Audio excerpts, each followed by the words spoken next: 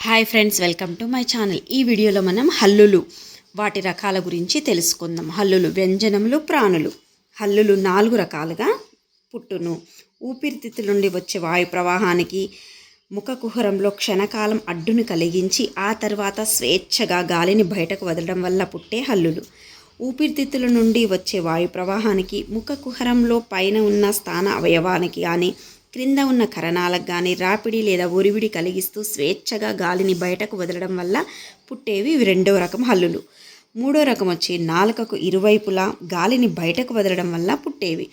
నాలుగవది కరణాలను కంపింపజేయడం వల్ల పుట్టేవి. ఇప్పుడు మనం హల్లుల యొక్క పారిభాషిక పదాల గురించి తెలుసుకుందాం. హల్లులు పారిభాషిక పదాలు. అల్పప్రాణం, నిర్దిష్ట కాలంలో స్వాభావికోచ్చారణతో వెలువడే హల్లులు. ఉదాహరణకి వర్గ ప్రథమాక్షరాలు కచటతప, వర్గ తృతీయాక్షరాలు గజడదబ, వర్గ పంచమాక్షరాలు ఇన్య, ఇని, అన, న, మ.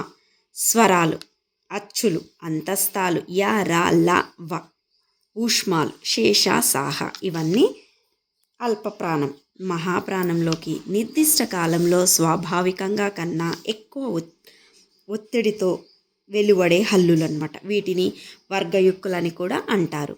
వర్గ ద్వితీయాక్షరాలు ఖ, ఛ, ఠ, థ, ప.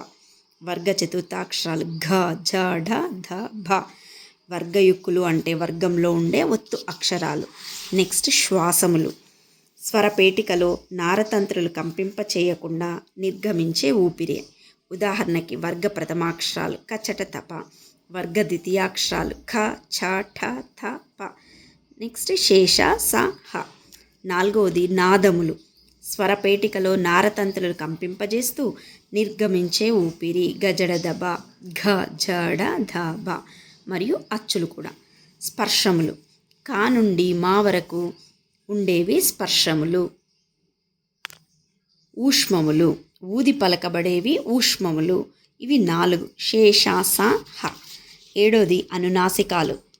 ఊపిరితిత్తుల నుండి వచ్చే వాయు ప్రవాహానికి లంబిక అడ్డుపడగా ఆ గాలి నాసికారంధ్రం ద్వారా బయటకు రావటం వల్ల పుట్టేవి అనునాసికాలు.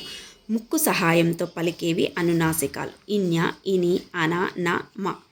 అంతస్తాలు. వర్గాక్షరాలకు ఊష్మములకు మధ్య ప్రయత్నం చేత ఉచ్చరించబడేవి అంతస్తాలు. యార, ల, వ, అల. తాడితం. తాడనం అంటే కొట్టడం. నాలుక దంత మూలాన్ని తాడనం చేయుటచే పుట్టే ధ్వని. కరణమైన జిహ్వాగ్రం పైనున్న స్థానాన్ని తాకి వెంటనే క్రిందికి పడిపోయినచో పుట్టేవే తాడితం. ఒక్కటే అది రా అక్షరం. కంపితం.